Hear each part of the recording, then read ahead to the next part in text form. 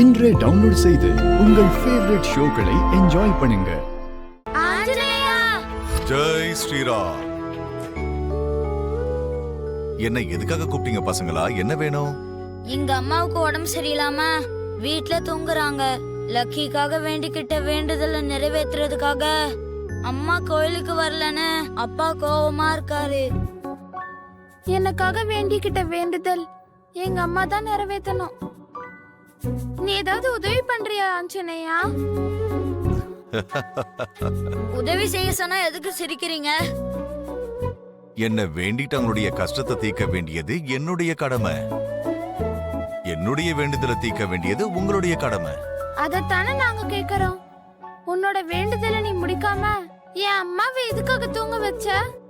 ஒரு சில நல்ல விஷயங்கள் பண்ணும்போது சில கெட்ட விஷயங்களும் நடக்கத்தான் செய்யும்.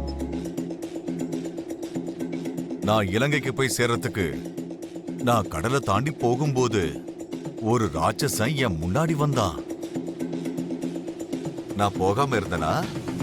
இல்லல்ல.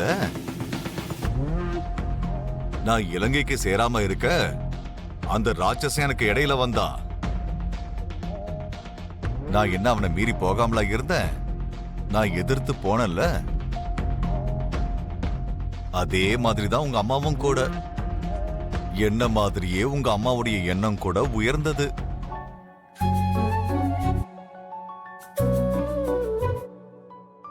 அக்கா எழுந்துரு.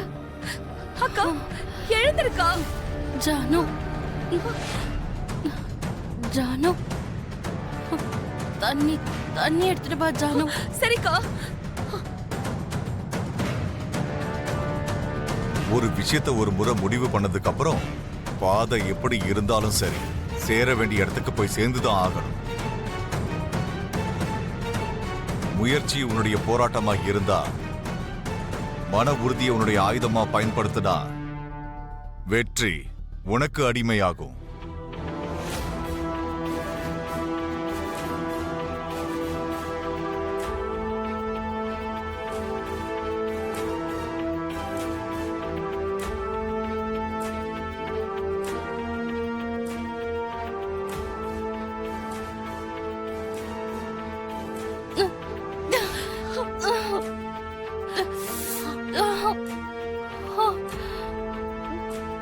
ஜானு, அக்கா எல்லாரும் எங்க இருக்காங்க? எல்லாரும் கோயிலுக்கு போயிருக்காங்கக்கா. நீ தூங்கிட்டு இருந்தேன்னு சொல்லி மாமா உன் மேல கோவமா இருக்காரு. நான் மாபெரும் வீரன்னு என்ன சார்ந்தவங்க சொல்லிக்கிட்டு இருப்பாங்க. ஆனா என்னை விட ரொம்பவே வீரமானவங்க அம்மா மட்டும்தான். அம்மாவால முடியாத விஷயம் எதுவுமே கிடையாது. உங்க அம்மா கண்டிப்பா வருவாங்க, வந்து என்னுடைய வேண்டுதலை நிறைவேற்றுவாங்க. ஜானு, நான் ஃப்ரெஷ் ஆயிட்டு வரேன்.